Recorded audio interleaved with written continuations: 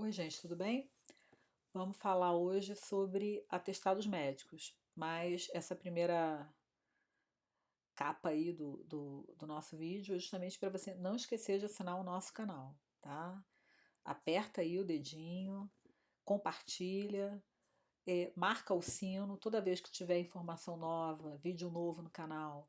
E eu pretendo colocar toda terça-feira um vídeo novo. Você vai ser notificado, de repente o assunto pode até não lhe interessar, mas pode interessar alguém que você conhece, tá bom? Então, divulga aí, passa informação para frente, porque, como eu sempre falo, conhecimento é poder, não é isso? E estuda que a vida muda, né? Sempre bom isso. A gente lembrar que o que faz a diferença, né? O que faz a gente muitas vezes conseguir um emprego melhor, uma condição melhor, é justamente o conteúdo, o conhecimento que a gente adquire, né? E que a gente demonstra. Então vamos lá, gente. É, Hoje o nosso tema é atestado médico. Eu não vou falar tudo que você tem que saber sobre atestado médico, mas eu vou falar de muita coisa importante, né? O conteúdo completo, ele faz parte de um curso que nós temos, que é um curso de rotinas trabalhistas e previdenciárias avançadas, né? Para geralmente nível de supervisão, nível gerencial. Se você tem equipe, né? Se você tem subordinados, você vai fazer uma grande aquisição ao fazer esse curso na íntegra, tá? Mas vamos lá para uma demonstração aí do que você pode aprender nesse curso. A primeira coisa que a gente tem que ver é o seguinte: ausência justificada ao trabalho pelo motivo de doença surgiu em 1949, com a Lei 605 de 49, que é a lei que regulamenta o repouso semanal remunerado. Quando você vai na CLT, que é de 43, lá no artigo 473, você tem várias hipóteses de ausências do trabalhador, né, ausências justificadas do trabalhador ao trabalho. Ele não trabalha e simplesmente não tem o desconto da falta porque ele justifica conforme a previsão legal. E aí, até então, né, de 43 até 49, não havia previsão para abono de falta do trabalhador pelo motivo de doença. Isso quer dizer o seguinte, ele não podia ficar doente. Engraçado isso, né? Rindo para não chorar. Mas enfim, foi regulamentado em 1949. E aí a gente vê aí o seguinte, né? O artigo 6º, vocês já devem ter visto algumas aulas minhas sobre a questão do repouso semanal remunerado. Eu sempre falo desse artigo 6º, adoro esse artigo. Por quê? Olha lá, não será devida a remuneração do quê? Do repouso, quando, sem motivo justificado, o empregado não tiver trabalhado durante toda a semana anterior. Então, o que a lei diz? A lei diz o seguinte: o cara não tem direito a repouso, a remuneração do repouso, se ele não cumpriu a carga horária dele integral durante a semana.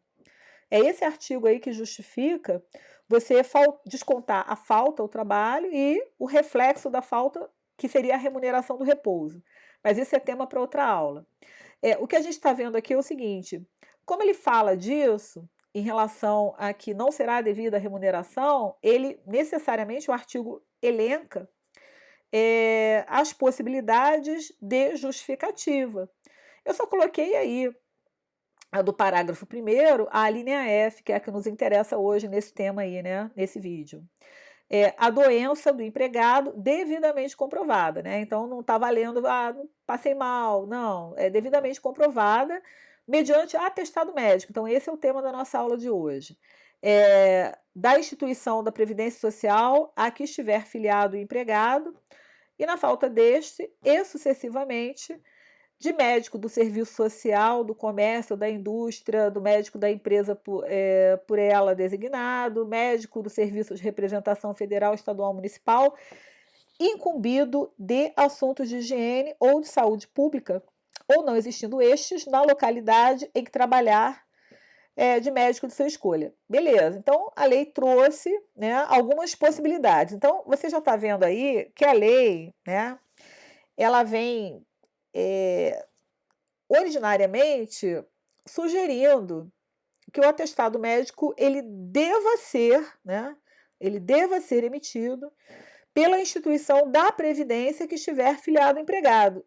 A gente está falando de uma lei de 49, onde, né, eu acho que saúde funcionava no nosso país, tá? Então a gente tem que entender em que momento, né, isso foi escrito. Mas tudo bem, até aí nenhum problema.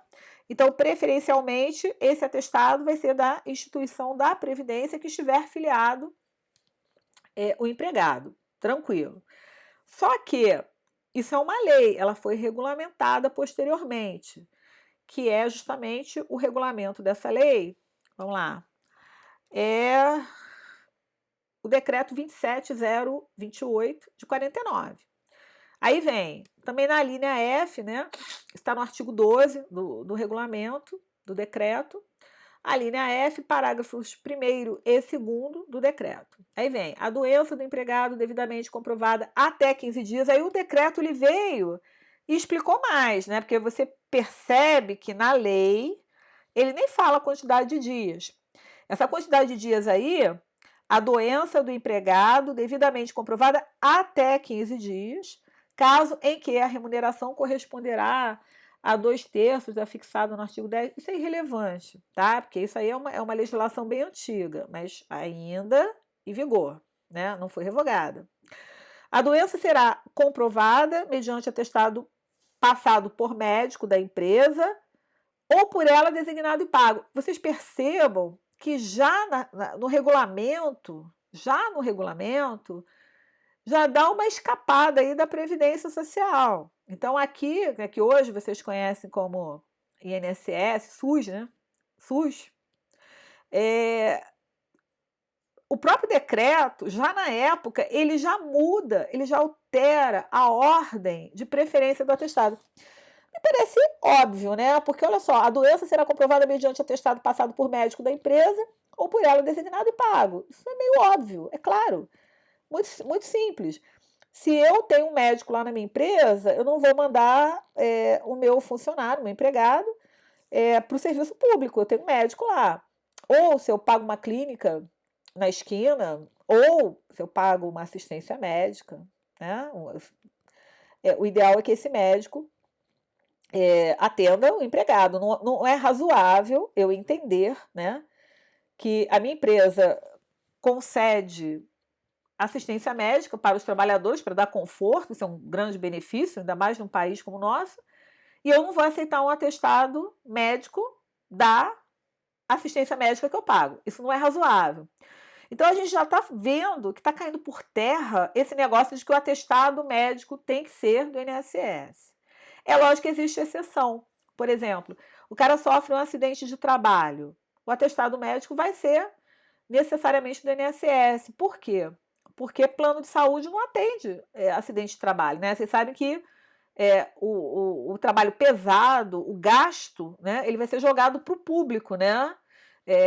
Empresa privada, plano de saúde, hospital particular, não vai querer arcar com custos relacionados a acidente de trabalho. Então, ele vai jogar para o público. E aí eu digo para você o seguinte, da mesma forma que eu estou falando isso aqui, o cara tem plano de saúde pago pela empresa, sofreu um acidente na rua, foi recolhido para um hospital público, foi lá que ele foi atendido. Não é razoável que a empresa exija dele um atestado médico particular. Então, isso aqui você tem que usar com bom senso. Aqui tem que ter o quê? Bom senso. Não tem outra coisa que a gente possa fazer. Bem, aí não dispondo a empresa de médico, né? Da instituição, aí vem, não dispondo a empresa de médico, esses acentos, aqui eu copio o texto na íntegra, né? Como está lá no Planalto. Então tem uns acentos aí meio esquisitos que já caíram há muito tempo. Não dispondo a empresa, eu quando estudei, essa empresa já não tinha esse acento não, mas enfim. Não dispondo a empresa de médico da instituição de previdência a que esteja afiliado o empregado por médico do Serviço Social da Indústria ou do Serviço Social do Comércio, que é aquele médico do SESI, né, do SESC, tem aqueles médicos que atendem específicos por categoria. Médico de repartição federal, estadual ou municipal, incumbido de assunto de higiene ou saúde, ou inexistindo na localidade médicos nas condições acima especificados por médico do sindicato que pertence ao empregado ou por profissional da escolha deste. E aí a gente vai interpretar isso aqui, porque, né, a lei é isso, ela exige interpretação. O que a gente está vendo aqui? Existe uma ordem sucessiva, né? Então, digamos que a empresa não tenha médico, né? Seu particular, não pague médico para o empregado, porque é caro, realmente a gente sabe que isso é muito caro.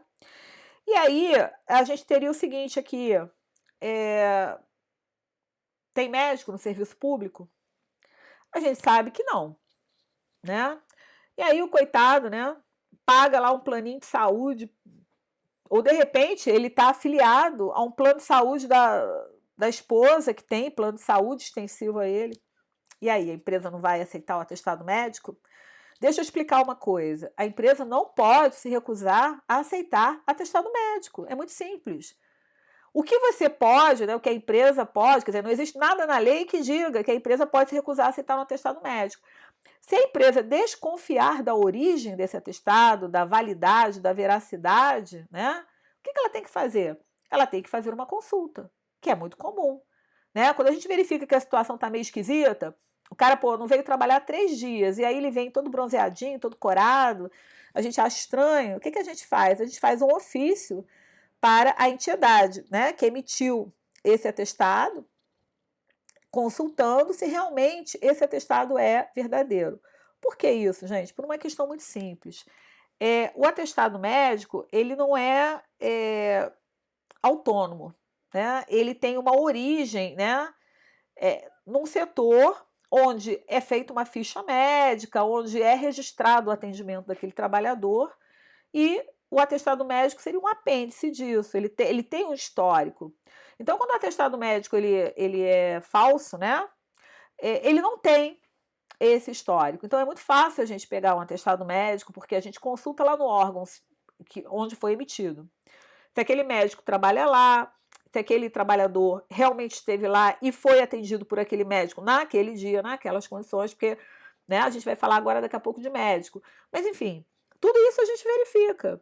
E se esse órgão, né, essa clínica, esse hospital, esse posto de saúde, disser, né, der um documento dizendo que esse atestado médico não tem a sua origem lá, a gente vai tomar algumas providências, porque aí existem várias consequências em relação à verificação de um atestado médico que não tem uma procedência legal, né? A gente vai ver daqui a pouco, mas isso é muito importante. Então, a questão aqui que tem que ficar bem clara é: a empresa não pode se recusar a aceitar atestado médico. Aí vem várias perguntas. Ah, atestado médico de fisioterapeuta, atestado médico de psicólogo, tem um monte de, né? Tem um monte de situações que não necessariamente são derivadas do médico. Mas vamos continuar aí, que tem outras coisas que a gente tem que ver em relação ainda a esse tema. Aí, quer dizer, ainda em relação a esse tema, fundamentação, né? A súmula 15.282 do TST e o precedente normativo 81 do TST. O que eles dizem para a gente?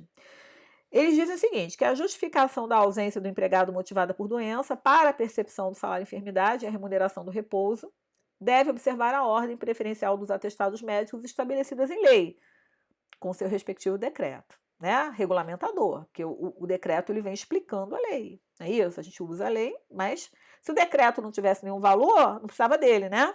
Ele vem melhorando. Bem, aí vem a súmula 282, né? Ao passo que a súmula 282 também do TST dispõe que, ao serviço médico da empresa ou ao mantido por esta última, mediante convênio, compete abonar os 15 primeiros dias de ausência do trabalho. E aí eu vou dizer uma coisa para vocês. Quando o indivíduo vai se afastar por auxílio doença, o INSS não exige que o atestado originário, né, que representa o abono dos 15 primeiros dias, seja do SUS. Muito pelo contrário, né? Então, não é razoável que a empresa, para aceitar um atestado, exija que ele seja do SUS, tá certo? Bem, aí vem esse precedente normativo 81. Na mesma senda, o precedente normativo 81 do TST preceitua-se que assegura-se eficácia dos atestados médicos e odontológicos fornecidos por profissionais do Sindicato dos Trabalhadores para o fim de abono de faltas ao serviço, desde que existente convênio do sindicato com a Previdência, salvo se o empregador possui serviço próprio ou conveniado. Então, a gente vê que, mais uma vez, né, a responsabilidade do abono é da empresa. Muito bem. E aí vem um tema super polêmico, que eu vou deixar para o vídeo 2, que fala sobre a exigência do CID, né, que é o Código Internacional de Doenças, no atestado médico. E a gente já veio falando aí, porque isso já deu até processo, né? Daqui a pouco a gente volta e continua com o assunto.